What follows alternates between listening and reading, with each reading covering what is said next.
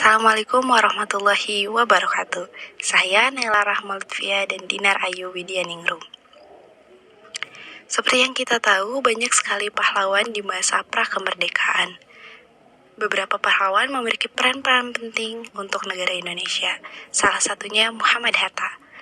Maka dari itu, inilah biografi singkat dan peran-peran Muhammad Hatta pada masa kemerdekaan. Muhammad Hatta lahir di Bukit Tinggi, tanggal 12 Agustus 1902. Muhammad Hatta atau yang lebih dikenal Bung Hatta merupakan pejuang kemerdekaan Republik Indonesia.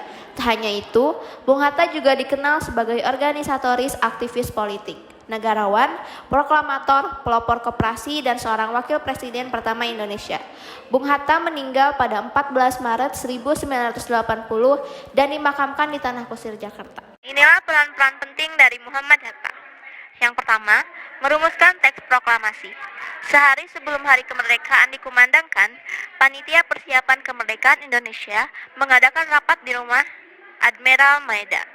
Panitia yang hanya beranggotakan Soekarno, Muhammad Hatta, Subarjo, Sukarni, dan Sayuti tersebut merumuskan teks proklamasi yang akan dibacakan keesokan harinya dengan tanda tangan Soekarno dan Hatta susul Sukarni. Yang kedua, mendampingi Soekarno dalam proklamasikan kemerdekaan Indonesia.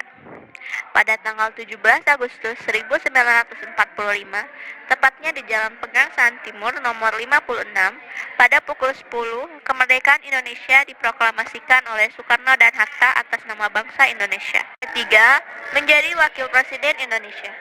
Pada tanggal 18 Agustus 1945, Soekarno diangkat menjadi presiden Indonesia dan Hatta sebagai wakil presidennya. Yang keempat, memperjuangkan Indonesia di konferensi meja bundar.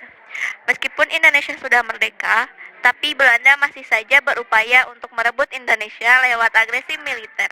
Hingga perjanjian internasional berbekal tekad dan kemampuannya, Muhammad Hatta berhasil mendesak Belanda untuk mengambil simpati dunia pada konferensi meja bundar.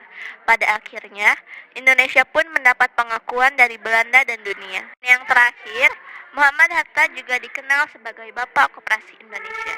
Dirinya didaulat karena perannya yang cukup besar untuk memajukan koperasi-koperasi yang ada di Indonesia.